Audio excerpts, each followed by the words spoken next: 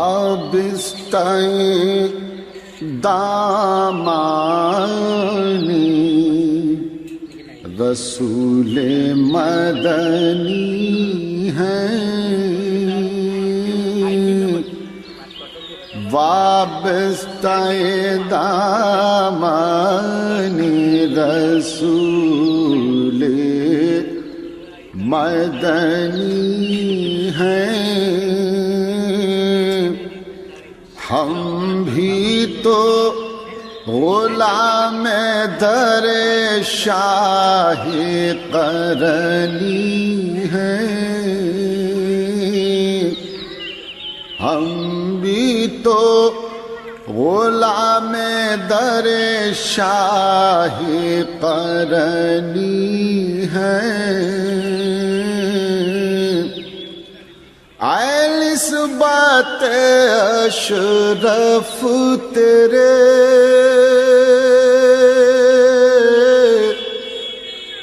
اعزاز کے صدقے، اے نسبت اشرف تیرے اعزاز کے صدقے، ہم پنجتنی ہیں،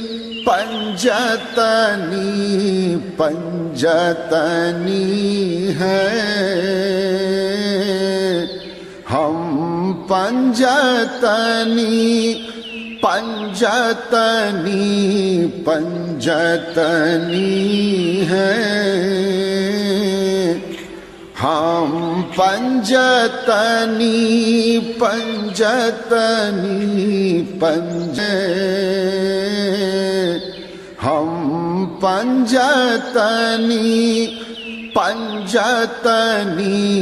پنجتنی ہیں، ہم ہم پنجتنی ہیں، ہم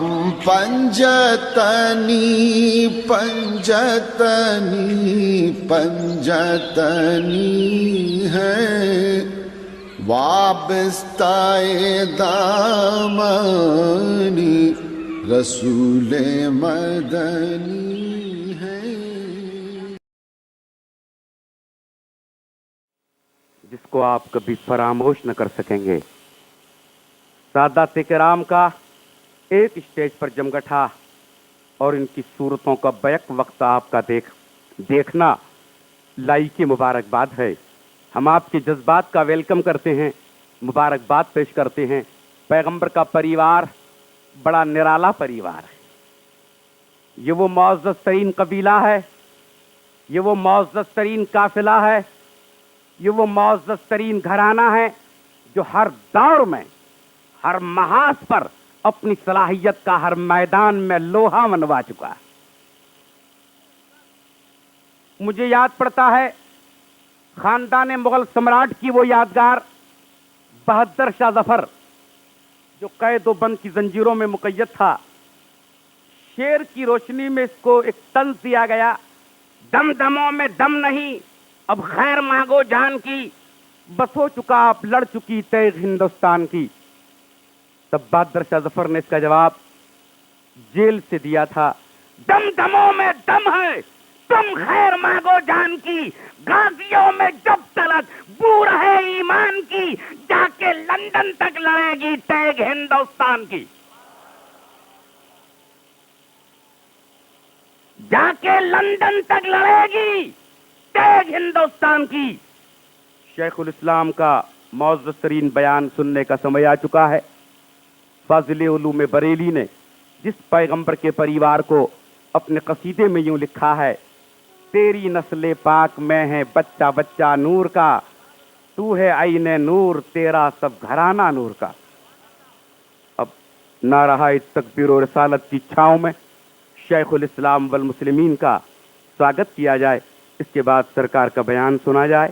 نعرہ تکبیر، نعرہ رسالت، حضور شیخ الاسلام والمسلمین، یادگار دربار سمنا، یادگار دربار سمنا، خاندان غوث جیلا، شہزادہ قطب العباد، خاندان غوث البلاد، اولاد قطب الکائنات، خاندان غوث موجودات، نعرہ تکبیر، نعرہ رسالت۔ الفاتحہ الی حضرت روح النبی صلی اللہ تعالی علیہ وسلم وآلہ واصحابہ اجمعین۔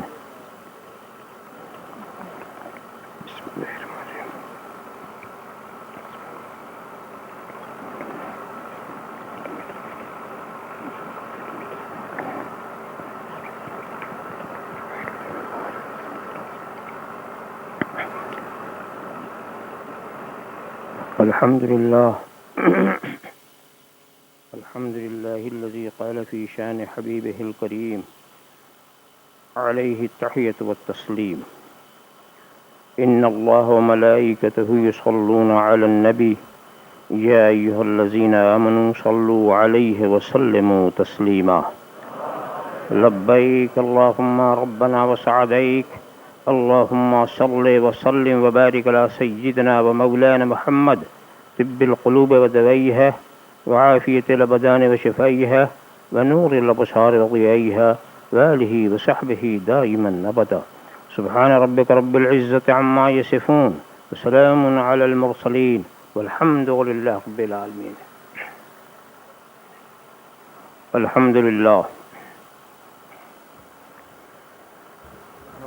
الحمد لله الذي يبدع الأفلاك والأرضين والصلاة والسلام على من كان نبيا وآدم بين الماء والطين وعلى آله وأصحابه أجمعين برحمتك يا أرحم الراحمين، أما بعد فأعوذ بالله من الشيطان الرجيم بسم الله الرحمن الرحيم إنما يريد الله ليذهب عنكم الرجس أهل البيت ويطهركم تطهيرا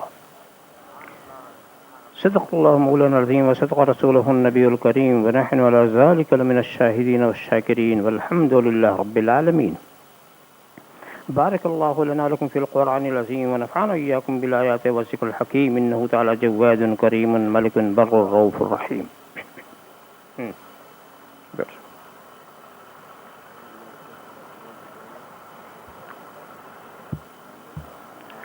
من علينا ربنا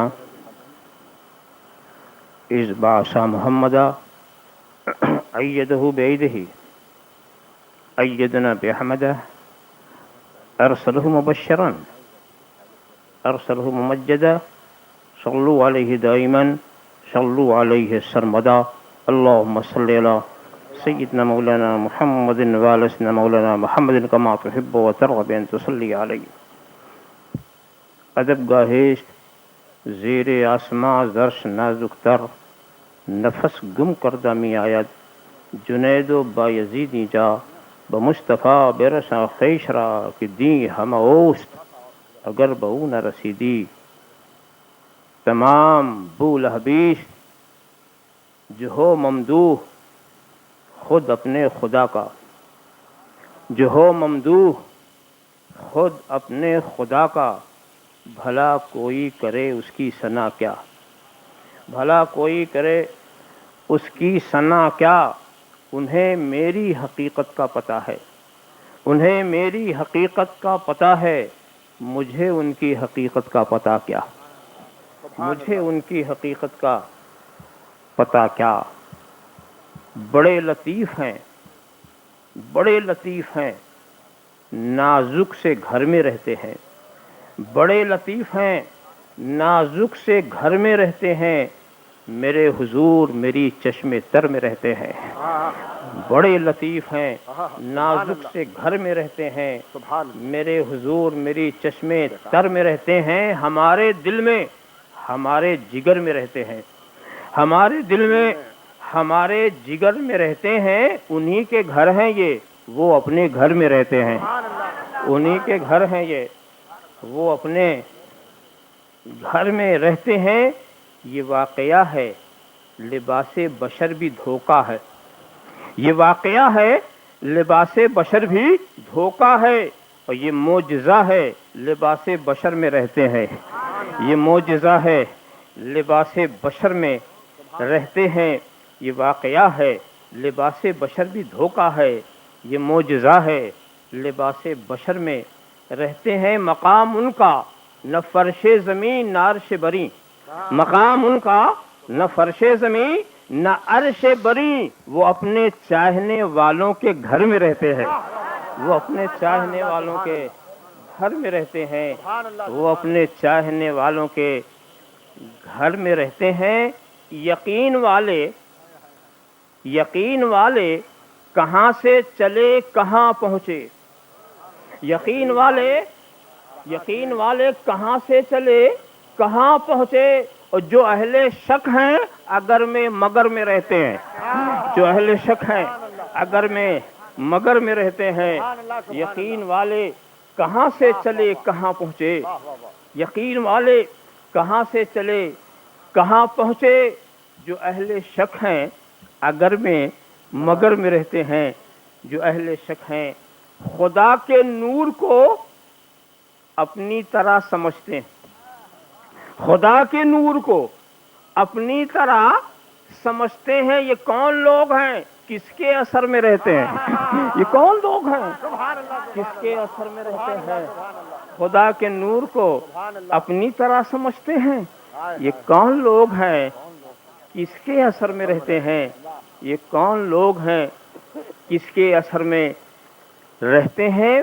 ملائکہ بھی عقیدت سے دیکھتے ہیں انہیں، ملائکہ بھی عقیدت سے دیکھتے ہیں انہیں، جو خوش نصیب نبی کے نگر میں رہتے ہیں، جو خوش نصیب نبی کے نگر میں رہتے ہیں، ملائکہ بھی عقیدت سے دیکھتے ہیں انہیں، جو خوش نصیب نبی کے نگر میں رہتے ہیں۔ رہیں وہ اپنوں سے غافل، ارے معاذ اللہ، رہیں وہ اپنوں سے غافل، رہیں وہ اپنوں سے غافل، ارے معاذ اللہ، خوشا نصیب ہم ان کی نظر میں رہتے ہیں، خوشا نصیب ہم ان کی نظر میں رہتے ہیں، خوشا نصیب ہم ان کی نظر میں رہتے ہیں۔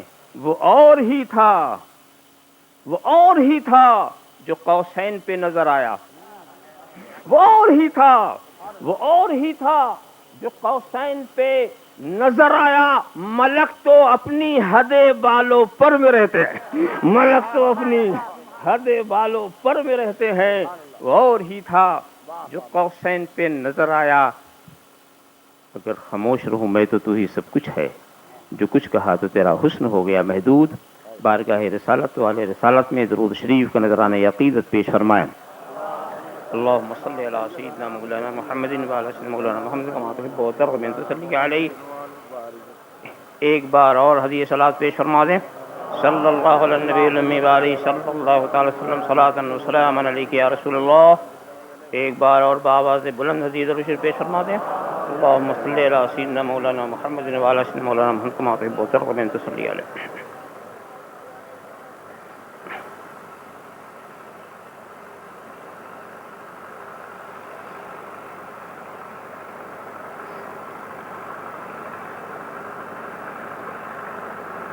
اس کے سوا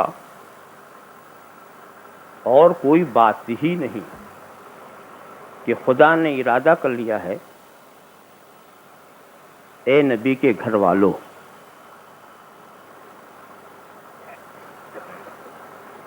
کہ تم کو رجس سے دور رکھے اور تمہیں خوب خوب پاک کر دے، جیسا پاک کرنے کا حق۔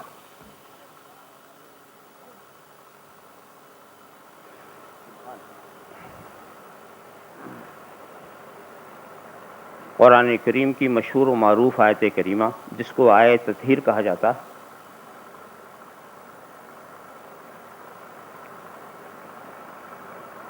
اس کا ایک سلیس ترجمہ عرض کر دیا۔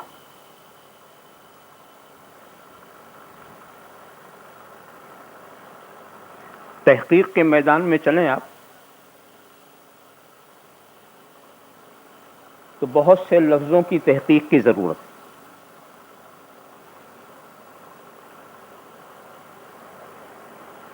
پہلا تو یہ کہ یہاں جو رجس کا لفظ آیا ہے اس کا معنی کیا؟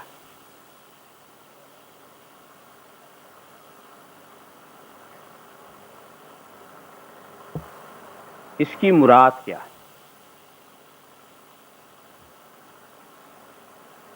دوسرے جو اہل بیت کا لفظ آیا ہے اس سے مراد کیا؟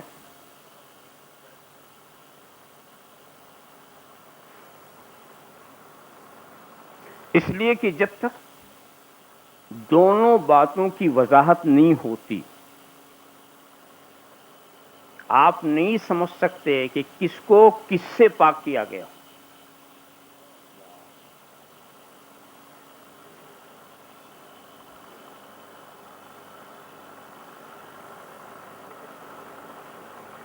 حضرت امام راضی اپنی مشہور عالم تفسیر کبیر میں ایک فیصلہ کن بات کہتے ہیں،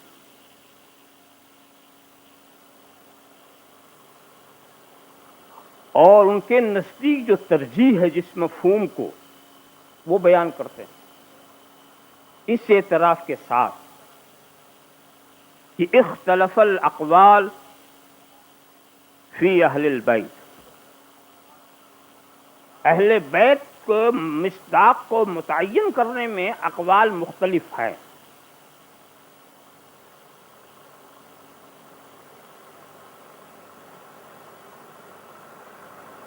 کسی نے کہا صرف ازواج مطہرات مراد، کسی نے کہا صرف وہ مراد جن کو ہم آپ پنجتن پاک کہتے ہیں۔ رسول کی ذات، علی مرتضی، فاطمہ زہرا، حضرات حسنین، ہم ان کو پنجتن کے نام سے یاد کرتے ہیں۔ تو کسی نے کہا یہ مراد، اور کسی نے کہا کہ ازواج مطہرات یہ پنجتن، اس کے سوا قیامت تک آنے والی اولاد بھی مراد۔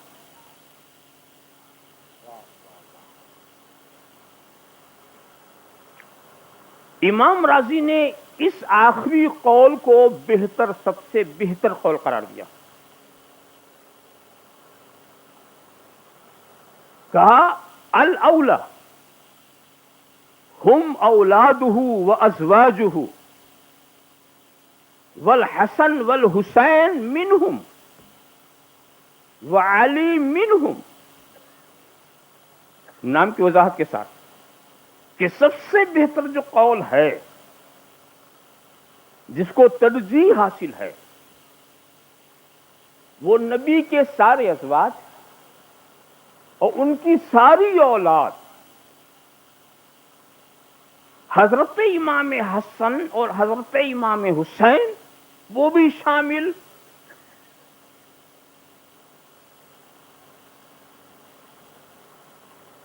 حضرت علی بھی اسی میں داخل، لأنه كان من اہل بیتہ، بسبب معاشرتہ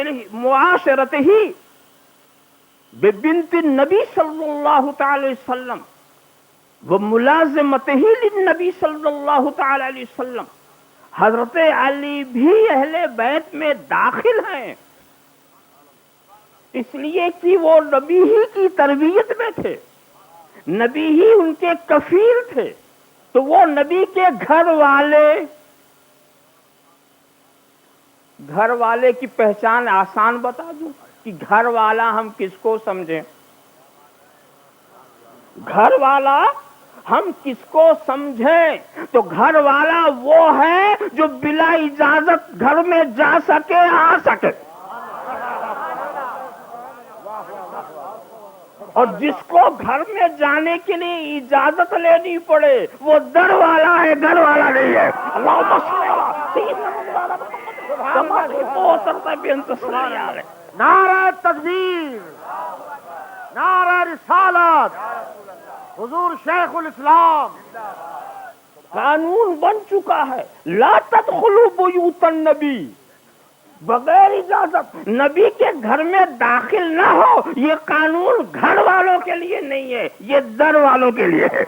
نبی اجازت دے تو جا سکتے ہو، مگر حسن حسین کے لیے کوئی پابندی نہیں. جب چاہیں گھر میں چلے جائیں اور جب چاہیں گھر سے باہر آ جائیں. علی مرتضیٰ کے لیے کوئی پابندی نہیں، جب چاہیں گھر میں چلے آئیں، جب چاہیں. میں تو انتہا کی بات عرض کروں کہ حضرت عثمان غنی یہ بھی تو رسول کے داماد، یہ بھی رسول کے داماد، مگر بغیر اجازت یہ بھی گھر میں نہیں جا رہے ہیں، بغیر اجازت یہ بھی گھر میں نہیں جا رہے ہیں. اس لیے کہ اگر یہ اندر جائیں گے تو فاطمہ زہرا کو پردہ کرنا ہوگا، اگر یہ اندر جائیں گے تو فاطمہ زہرا کو پابند کرنا، ان کو پردہ کرنا ہوگا. تو گھر والا وہ ہے کہ گھر والے جائیں تو کسی پہ پردہ لازم نہ ہو. اللہم صلی علی سیدنا مولانا محمد کما تحب وترضى بأن تصلی علیہ.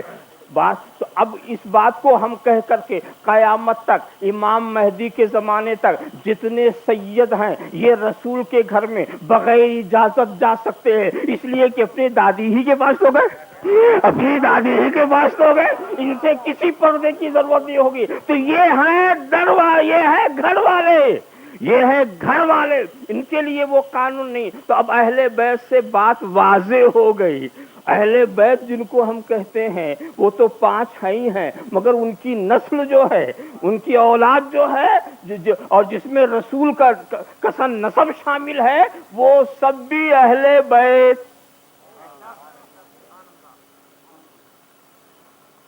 عجیب بات ہے، جب گھر والے کی بات چلتی ہے تو لوگ عجیب عجیب بات کہنے لگتے ہیں. فاضل نوجوان نے جس کی طرف اشارہ بھی کیا تھا کہ بھائی کہاں کی باتیں چھیڑ دی تم نے، اتنا تم نہیں جانتے کہ ٹھیک ہے گھر والے ہوتے ہیں، مگر عظمت جو ملتی ہے وہ علم و عمل سے ملتی ہے. بڑائی جو ملتی ہے تقوی و طہارت سے ملتی ہے.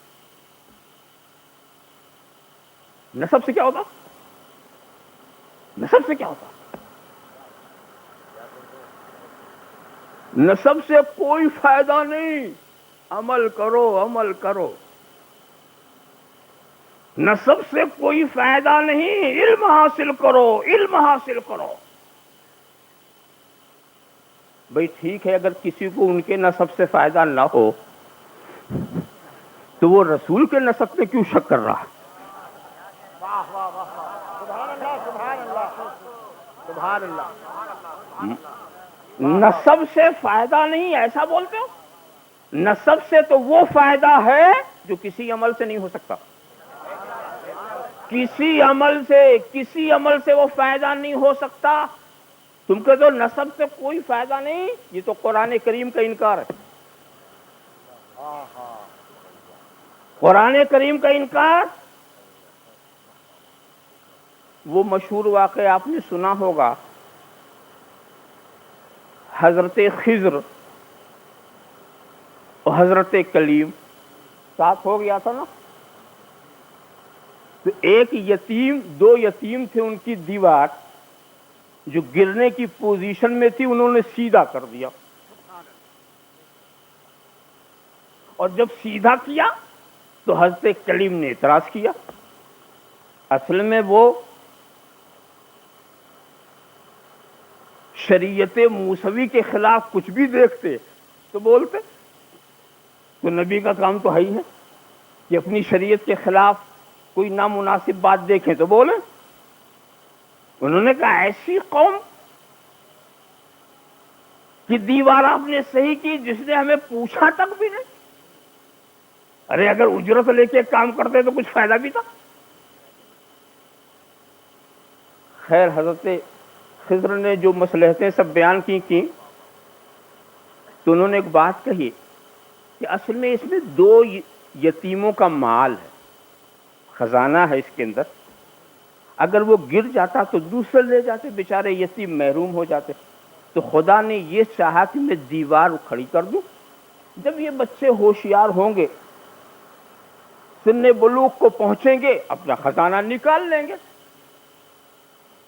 تو خدا نے یہ فضل ان بچوں پر، ان یتیم بچوں پر کیوں؟ کیا ان بچوں نے کوئی عمل کیا تھا؟ کیا ان بچوں نے کوئی تقوی والی زندگی اختیار کی تھی؟ ابھی تو اس عمر تک نہیں پہنچے تھے. تو خود ہی کہہ دیا کہ یہ جو ان پر فضل ہو رہا، کانا ابوہما صالحا، کانا ابوہما صالحا، ان کا باپ نیک تھا. نیکی اس نے کی، فائدہ ہی نہیں مل رہا ہے. باپ نیک تھا، وہ بھی 7 پشت والا باپ، وہ بھی 7 پشت والا باپ، وہ نیک تھا تو خدا نے اس کی نیکی کا فائدہ پہنچایا. تو اگر تم کہتے ہو نسب سے کچھ نہیں ہوتا تو یہ کیسے ہو گیا؟ نسب سے کچھ نہیں ہوتا تو یہ کیسے ہو گیا؟ ذرا سا آپ خیال کریں، نسب کا فائدہ ہوتا ہے. اچھا چلو پھر قرآن کریم کی دوسری آیت کریمہ، والذین آمنوا واتبعتهم ذریتهم بإیمان الحقنا بهم ذریتهم وما لتنا من عملهم من شیء. یہ ایمان والے اور ان کے پیچھے چلنے والی ان کی اولاد، ان کی پیروی کرنے والی اولاد جو ایمان کے ساتھ ان کی پیروی کرے، ہم جنت میں ان بچوں کو ان کے باپ دادا سے ملا دیں گے. ان کے باپ دادا سے جو ایمان کے ساتھ اپنے باپ دادا کی پیروی جنہوں نے کی، چاہے ان کا درجہ بلند نہ ہو، چاہے وہ اونچے درجے کے عمل والے نہ ہوں، مگر ہم ان کو ان کے باپ دادا سے ملا دیں گے. اور یہ جو ملانا ہے یہ کسی عمل کے نتیجے میں نہیں، صرف ان کے باپ دادا کی خوشی کے لیے، ان کی رضا کے لیے ان کے بچوں کو ہم ان کے قریب کر دیں گے. ان کے بچوں کو تو مفسرین نے یہ کہا کہ اگر کوئی عمل والا متقی پرہیزگار کوئی شخص ہے اور اس مقام کا بچہ نہیں ہے تو بھی جنت میں وہ اپنے باپ دادا کے پاس اسی مقام پہ رہے گا، اسی مقام پہ رہے گا. تو میں سارے سیدوں کو خوشخبری سناتا ہوں کہ تم اگر اپنے رسول کے دامن سے وابستہ رہے تو میدان جنت میں تم کہاں رہو گے؟ جہاں تمہارے باپ دادا رہیں گے، جہاں تمہارے باپ دادا رہیں گے.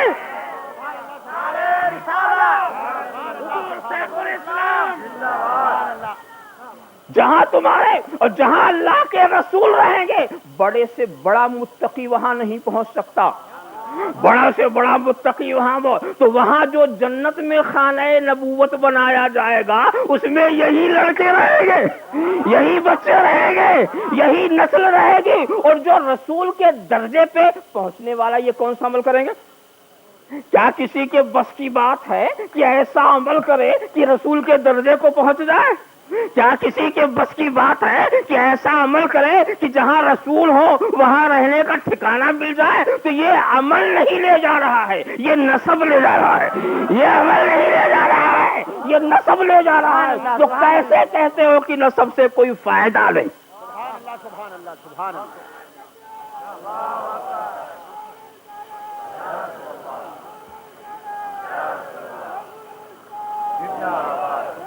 اللهم صل على سيدنا مولانا محمد وعلى سيدنا مولانا محمد كما تحب وترضى بأن تصلي عليه. دیکھیے ابھی تو بات اور آگے چلے گی کہ نسب کیا کیا کرتا. یہ صحیح ہے، نیکوں کا نسب بھی فائدہ پہنچاتا ہے اپنے نیک بچوں کے لیے، وہ تو صحیح ہے.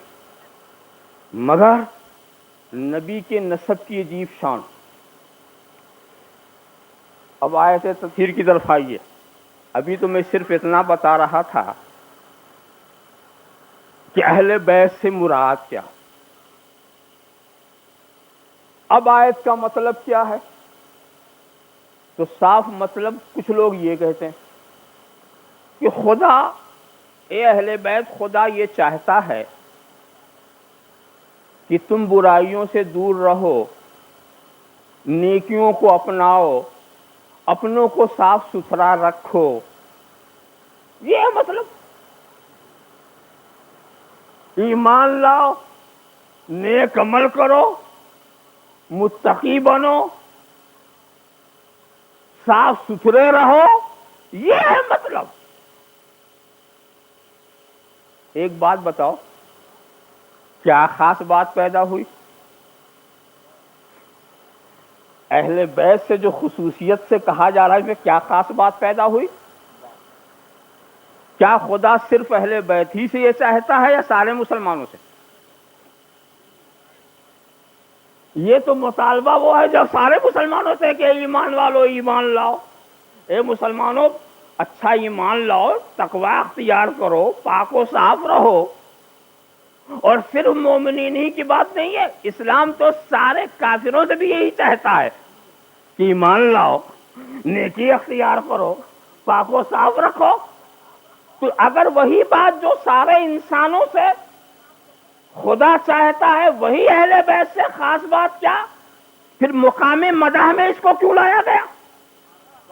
مقام مدح میں اسے کیوں لایا گیا جب ایک عمومی بات ہے، سارے انسانوں سے وہ یہی چاہتا ہے؟ تو اس آیت میں خصوصیت کیا؟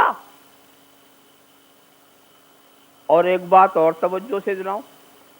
دیکھیے، تمام سوال کا جواب آیت ہی سے میں دوں گا انشاءاللہ. آگے پیچھے آپ کو نہیں لے جاؤں گا. دیکھو انداز بیان. میرے بغل میں سید رکن الدین بیٹھے ہوئے. اب میری گفتگو سے کہ سید رکن الدین، میں یہ چاہتا ہوں کہ بڑودے میں تم ایک مکان بنا لو. میں یہ چاہتا ہوں کہ بڑودے میں تم ایک مکان بنا لو. مطلب کیا ہوا؟ میری خواہش تو ہے مگر بنانا ان کو ہے.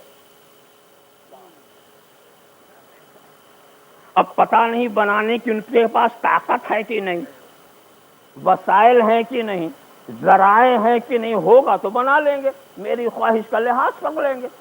نہیں ہے تو کہاں سے بنائیں گے؟ تو جب میں نے یہ کہا تو آپ کی نظر رکن الدین پر جم گئی کہ یہ طاقت رکھتے ہیں کہ نہیں. اور اگر میں کہوں مولانا سید رکن الدین، میں یہ چاہتا ہوں کہ بڑودے میں میں تیرا مکان بنا دوں،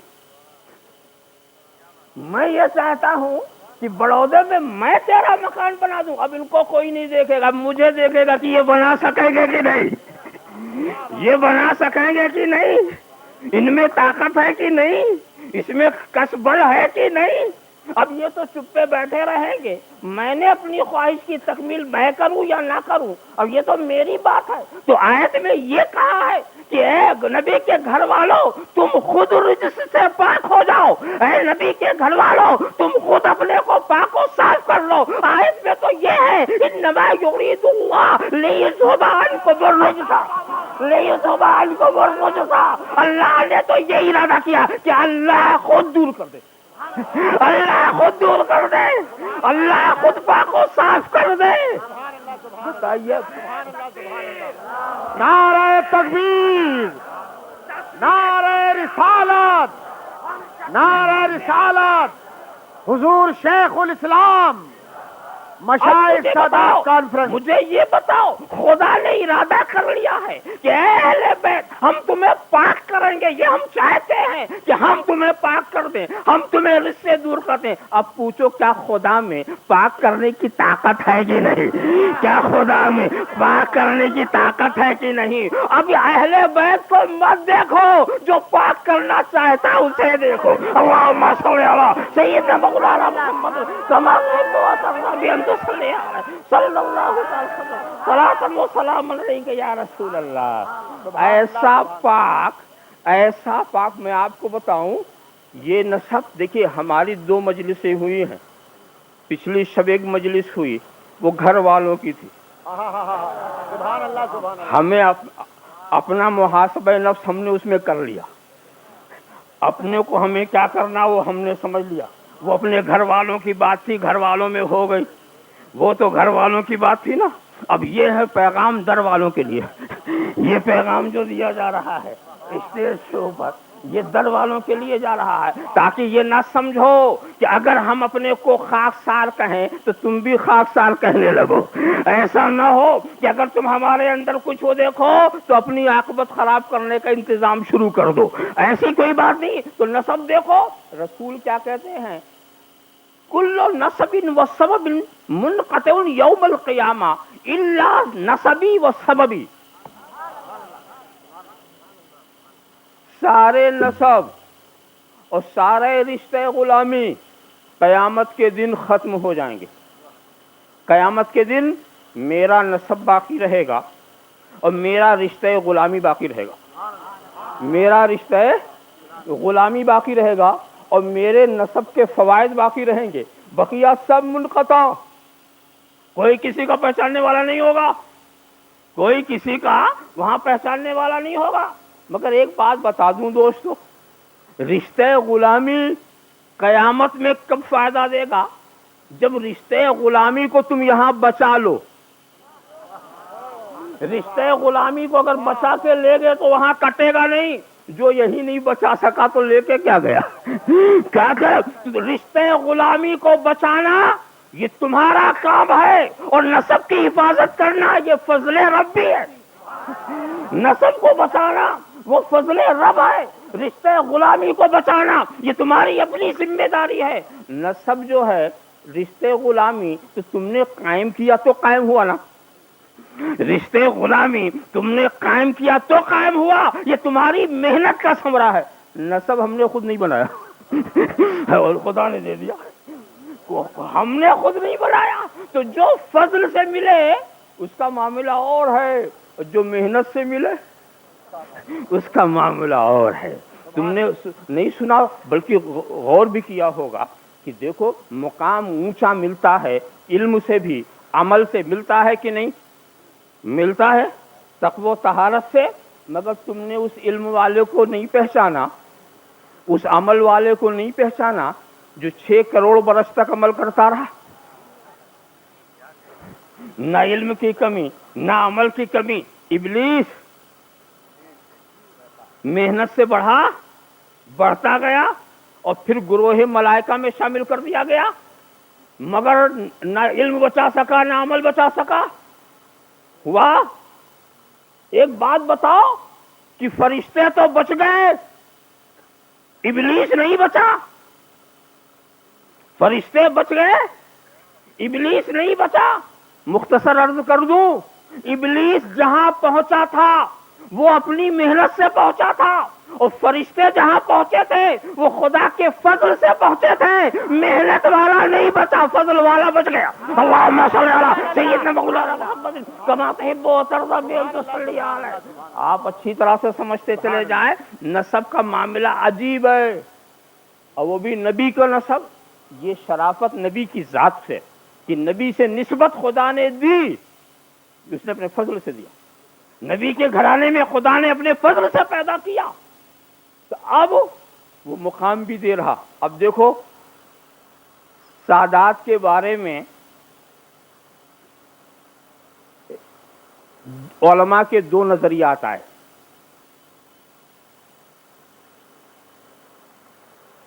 کہ رجس سے مراد کیا ہے.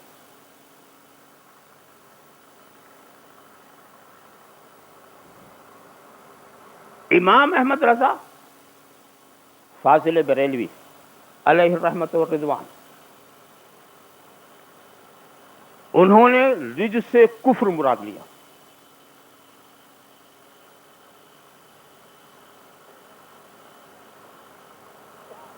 اور پھر جو ان کا مسلک تھا اس سلسلے میں، انہوں نے یہ کہا کہ سادات سے کفر سرزد ہی نہیں ہو سکتا.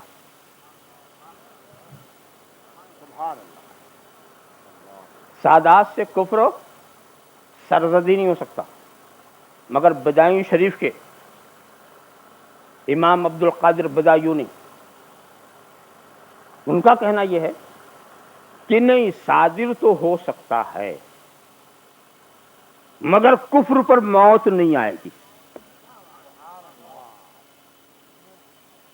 ان کو توبہ کی توفیق ملے گی. اب آپ بتائیے دونوں باتیں، جن کے نزدیک سادات سے کفر سرزد ہی نہیں ہو سکتا، وہ بھی یہ نہیں کہتے کہ کسی عمل کی وجہ سے. ان کا بھی یہ کہنا ہے نسب کی وجہ سے.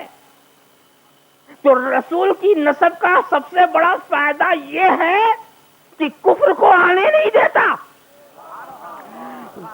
کفر کو اپنے قریب آنے نہیں دیتا. اس سے بڑا فائدہ اور کیا ہو سکتا ہے کہ کفر کو اپنے قریب دوسرے نسب والے یہ دعویٰ نہیں کر سکتے کہ وہ کفر کو آنے نہیں دیتا. وہ کفر کو آنے نہیں دیتا. بڑے بڑے نسب والے ایسا بہک گئے اور کفر نے ایسا گھیر لیا انہیں کہ جان نہیں بچا سکے. دیکھا آپ نے، مگر یہ رسول کا نسب ہے جو کفر کو آنے نہیں دیتا. یہ کس تحقیق پر؟ امام احمد رضا کی تحقیق پر. مگر امام عبد القادر کی تحقیق پر کہ بھئی کفر تو آ جائے مگر نسب رہنے نہیں دیتا. نسب رہنے نہیں دیتا، اٹھا کے پھینک دیتا. کفر کو اٹھا کے پھینک دیتا ہے، اٹھا کے پھینک دیتا ہے. اس لیے کہ خدا نے طے کر لیا ہے کہ ان کو رسول کے ساتھ رکھنا ہے. ان کو رسول کے ساتھ رکھنا ہے، تو کفر کے ساتھ یہ نہیں جا سکتے. تو دیکھو، چاہے رسول کا نسب کفر کو آنے نہ دے یا کفر کو رہنے نہ دے، نسب کا فائدہ ہوا کہ نہیں ہوا؟ نسب کا فائدہ ہوا کہ نہیں؟ کہتے نسب سے کچھ نہیں ہوتا، نسب سے کچھ نہیں ہوتا. یہ تو ایسی ہی بات ہے جیسے کہ کہتے ہیں یہاں سے ثواب پہنچانے سے کچھ نہیں ہوتا. یہاں سے ثواب پہنچانے سے، عربی تیرے مردوں کو پہنچانے سے نہیں پہنچتا تو کیا ہمارے بھی نہیں پہنچتا؟ ہر ایک کو الگ الگ قیاس کیوں کرتے ہو؟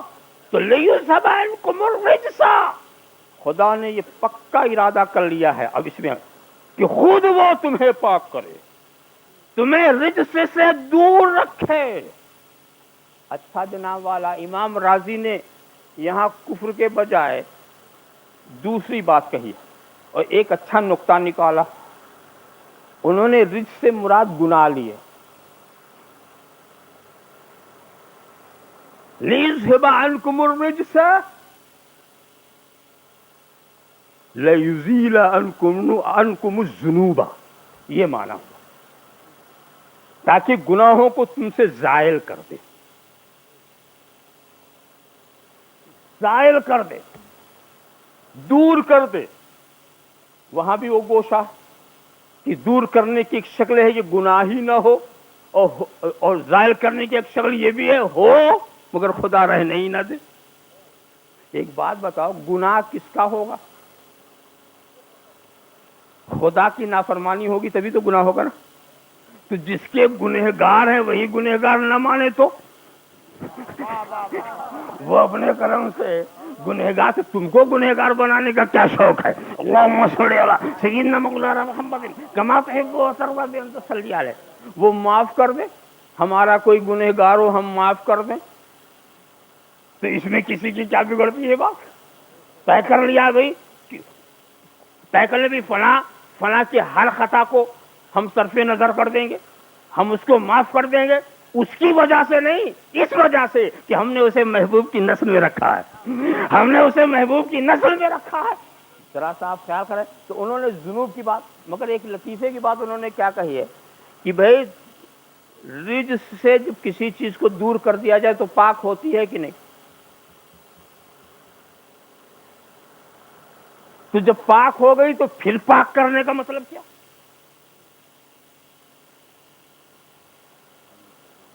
لِيُذْهَبَ عَنْكُمُ الرِّجْسَ، رجس سے مراد گناہ۔ تو اگر کسی نجاست سے کوئی کسی کو پاک کر دے تو اب تو پاک ہو گیا، ہٹا دیا وہ پاک ہو گیا۔ پھر یطہرکم تطہیرا، اب کیا پاک کرنا، اب رہا کیا، اب کیا پاک کرنا؟ تو امام راضی نے ایک نقطہ تو یہ نکالا، کبھی ایسا ہوتا ہے کہ نجاست کا جو عین ہے، ذات ہے، وہ ختم ہو جائے مگر جگہ پاک نہ ہو۔ نجاست کا جو عین ہے، نجاست کی جو ذات ہے وہ تو ہٹ جائے مگر جگہ پاک نہ ہو، ایسا ہوتا ہے۔ مثال کے طور پر کسی نے کسی چیز پر پیشاب کر دیا، دھوپ نکلی، ختم ہو گیا، اثر ختم ہو گیا مگر وہ جگہ بھی پاک نہیں ہے، دھونا پڑے گا۔ زمین پر کوئی پیشاب کر دے نا، سوکھ جائے، تو اس زمین کو اس معنی میں تو پاک کہیں گے اگر آپ نہیں جانتے وہاں نجاست، یہ آفتاب نے پاک کر دیا زمین کو، مگر اس زمین سے آپ تیمم کرنا چاہیں تو نہیں کر سکتے۔ تیمم کرنے کے لیے ضروری پانی سے پہلے ڈال دو۔ تو ایک ہوتا ہے پاک طاہر اور ایک ہوتا ہے مطہر۔ ایک وہ ہے جو خود پاک ہو جائے، ایک وہ ہے جو پاک بھی ہو جائے، پاک بھی کر دے، طاہر بھی ہو مطہر بھی ہو، اتنا پاک کر دے۔ مگر یہاں کون سی پاکی مراد ہے؟ تو حضرت امام راضی تفسیر کبیر میں عجیب بات کہتے ہیں، اور یہ سب فائدہ نسب سے ملا کہ یہاں جو وَيُطَهِّرُكُمْ تَطْهِيرًا سے مراد کیا ہے؟ وَيُلْبِسَكُمْ خِلَالَ کرامہ، یعنی ایک تو پاک تو ہم نے کر ہی دیا ہے، اور تمہیں خوب پاک کرنے کا مطلب یہ ہوا کہ اللہ تمہیں عزت و کرامت کا لباس پہنا دے، عزت و کرامت کا لباس پہنا دے، تو گناہوں کو بھی معاف فرما دے اپنے فضل سے، گناہوں سے بھی پاک کر دے، اور عزت و کرامت کا لباس بھی پہنا دے۔ اور یہ سب کس لیے؟ صرف نسب، یہ سب کس لیے؟ صرف نسب کی وجہ سے، یہ کسی اور کی وجہ سے نہیں۔ اب بات سمجھ میں آ گئی؟ ابھی بتایا نا نسب والے کی شان، نسب والے کو ذاتی فضیلت حاصل ہوتی، دوسروں کو یہ فضیلت حاصل نہیں ہوتی۔ ابھی تو یہ کہہ رہے تھے نا کہ اگر سید فاسق ہو جائے تو بھی اس کی تعظیم واجب، یہ کچھ ہلکا بول کے چلے گئے۔ امام احمد رضا کا حوالہ تو دے دیا مگر ان کی ایک بات چھپا گئے، پتہ نہیں کیا مسئلہ ہے۔ امام احمد رضا تو کہتے یہ ہیں کہ سید اگر گمراہ بھی ہو جائے اور کفر تک اس کی گمراہی نہ پہنچے، تو کفر کے نیچے کی گمراہی اگر گمراہ بھی ہو جائے تو بھی واجب التعظیم، تو بھی وہ واجب التعظیم، گمراہ بھی ہو جائے تو یہ تعظیم کس چیز کی ہے؟ یہ رسول کی نسبت کی تعظیم ہے، یہ نسب رسول کی تعظیم ہے۔ ذرا سا دیکھو دوسروں کا کیا حال ہے بتاؤں، موٹی موٹی سند لے کے آ گئے، یہ فخر القرہ ہیں، یہ بحر العلوم ہیں، یہ نہر العلم ہیں، یہ فلاں ہیں، یہ فلاں ہیں۔ آئے صاحب اچھے خاصے لباس میں، بزرگوں کا لباس پہن لیا، صفات چھوڑ دیا. اب آنے کے بعد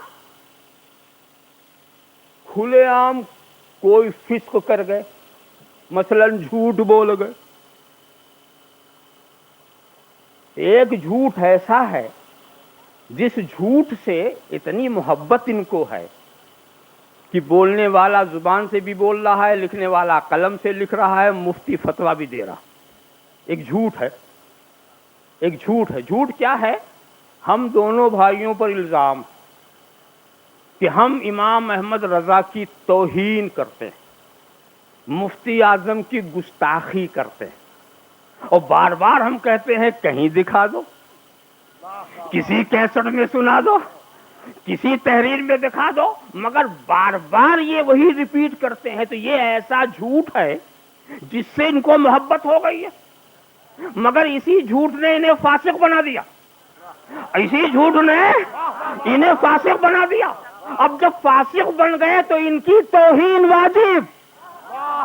اب سند ان کو توہین سے بچا نہیں سکتی، اب جبہ قبہ انہیں توہین سے بچا نہیں سکتا. ایک جھوٹ بولے تو ان کی توہین واجب، اور رسول کی نسب والا گمراہ بھی ہو جائے تو تعظیم واجب. سبحان اللہ سبحان اللہ سبحان اللہ سبحان اللہ. واہ واہ واہ واہ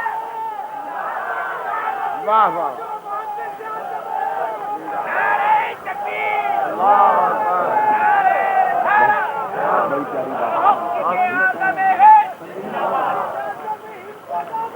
نہیں چھوڑیں گے، نہیں چھوڑیں گے.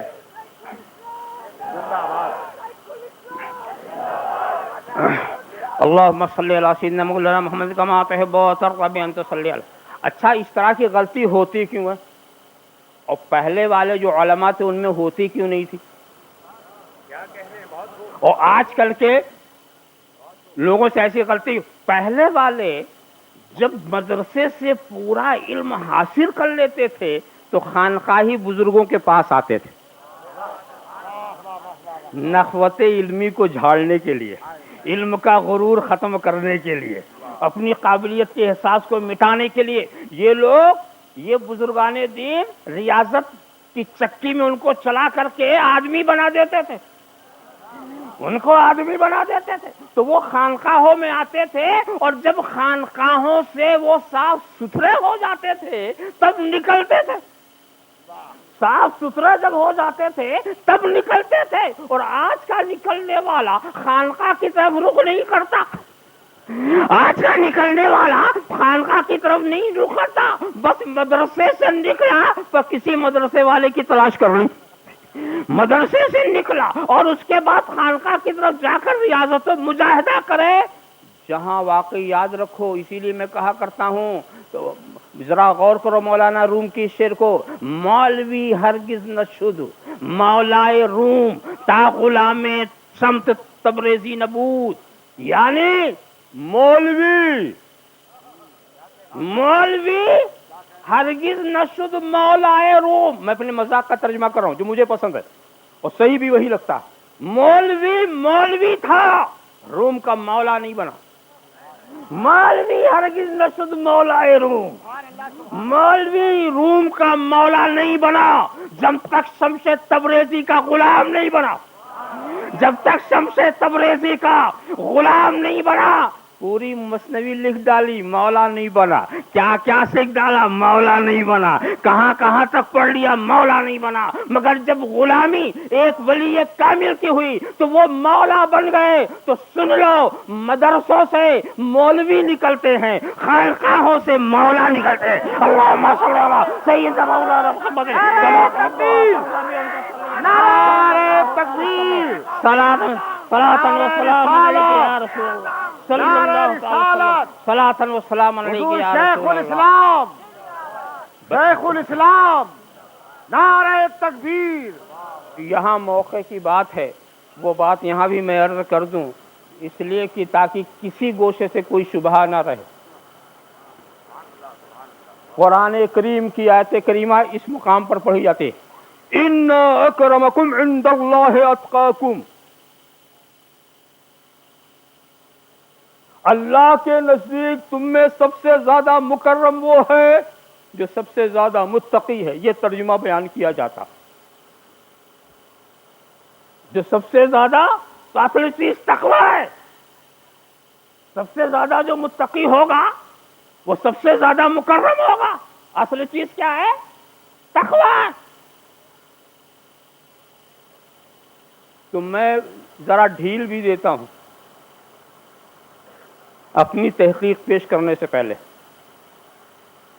کہ مکرم ہونے کے لیے تقوی ضروری ہے کہ نہیں؟ ہے ضروری۔ اور تقوی کے لیے علم و عمل چاہیے کہ نہیں؟ عمل چاہیے نا۔ بتاؤ رسول کی اطاعت کے بغیر تقوی ہوگا؟ تو تقوی کے لیے اطاعت رسول لازم، اور اطاعت رسول کے لیے محبت رسول لازم۔ بغیر رسول کی محبت کے کوئی اطاعت ہوگی؟ تو اطاعت رسول کے لیے محبت رسول لازم، اور رسول کی محبت کے لیے آل رسول سے محبت لازم۔ کیا رسول کی آل و اصحاب سے دشمنی کر کے کوئی رسول کا محب ہو سکتا ہے؟ تو کیا سمجھے؟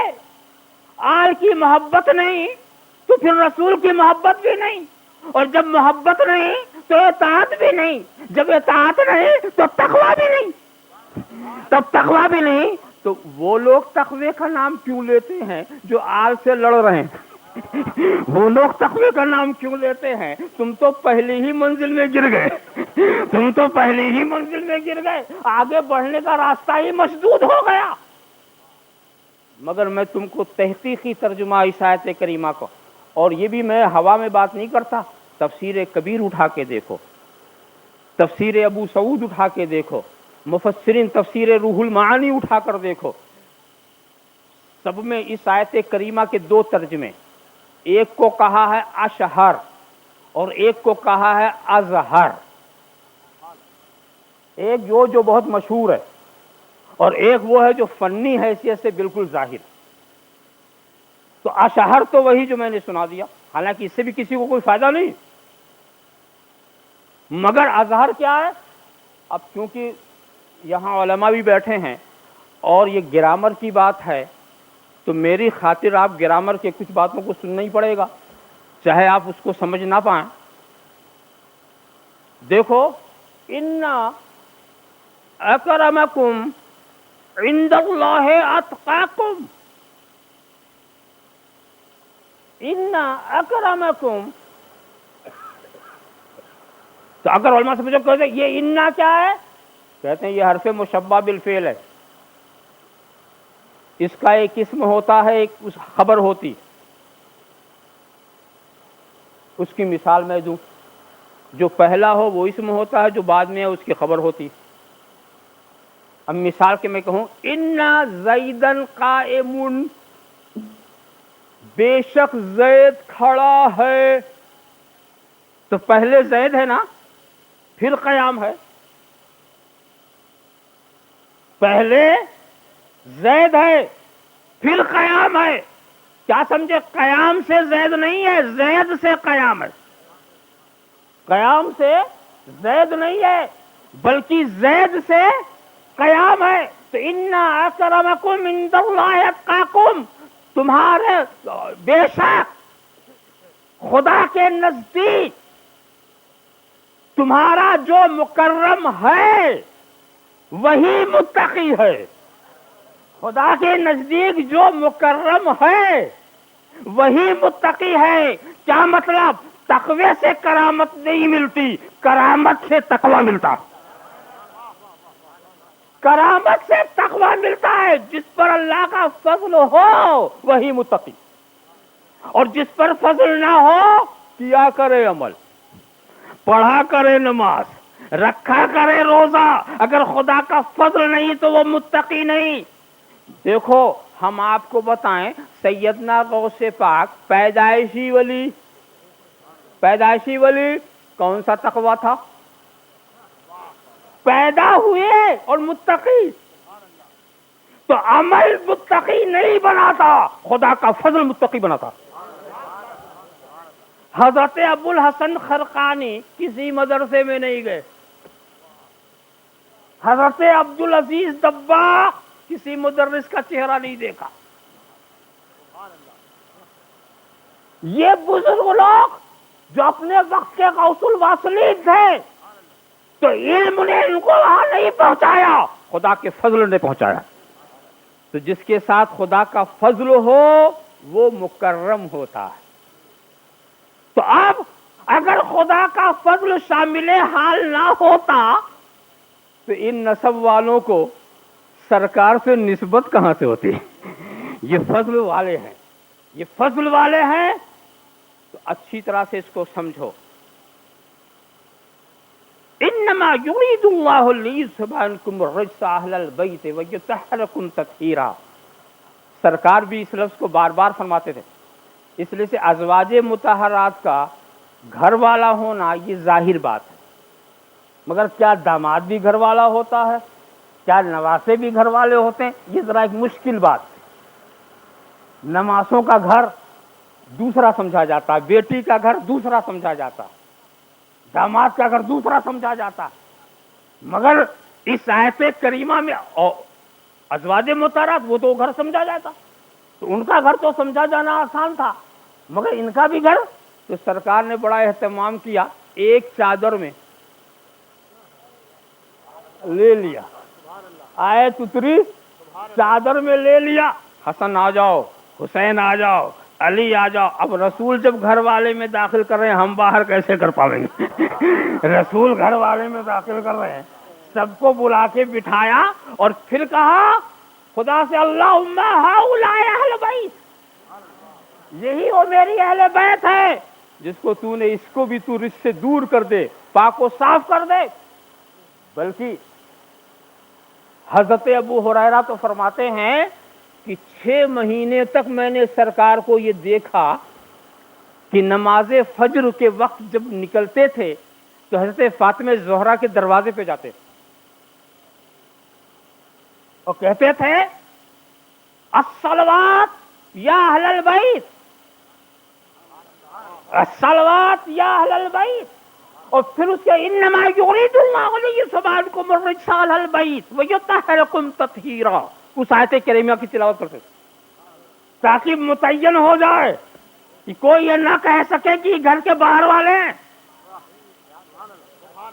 حضرت ابو حمرہ نے کہا کہ 9 مہینے تک میں سرکار کے شرف صحبت سے مشرف رہا، اور روز میں دیکھتا تھا کہ فجر کے وقت سرکار نماز فجر کے لیے جب نکلتے تو حضرت فاطمہ زہرا کے دروازے پر آتے اور یہی کہتے یا اہل البیت یرحمکم اللہ، انما یرید اللہ لیذھب عنکم الرجس اہل البیت ویطہرکم تطہیرا۔ اتنی وضاحت کی، بلکہ وہ حدیث قصہ میں تو یہ تھا کہ حضرت ام سلمہ بھی آئیں اور آنے کر کہا کہ ہم بھی اسی کے اندر داخل ہو جائیں، تو رسول نے روکا انہیں، انتم علی الخیر، ارے تم تو گھر والے ہی ہو، تم کو تو خدا نے گھر والا بتا دیا ہے، اب میں اس آیت کی تفسیر میں جو اضافے ہیں وہ میں کر رہا ہوں، تو اس آیت کی واضح تفسیر جو ہے وہ میں کر رہا ہوں، اس کا معنی متعین کر رہا ہوں۔ گھر والا، عورتیں، یہ تو سبھی سمجھ لیں گے، مگر کیا نواسے بھی ہیں؟ یہ اگر میں نہیں سمجھاؤں گا تو اس آیت کی مکمل تفسیر لوگوں کی نگاہوں کے سامنے نہیں آ سکتی۔ آپ خیال کرتے چلے جائیے۔ اور اس کے بعد فضائل کے اتنے وہ ہیں کہ میں کہاں تک چھیڑوں گا اور کہاں تک بات بہت دور تک چلی جائے گی، اور ابھی آپ کو ایک بھرپور تقریر اور بھی سننی ہے۔ بس اتنا ہی کافی ہے جو میں نے عرض کیا۔ وآخر دعوانا ان الحمد للہ رب العالمین۔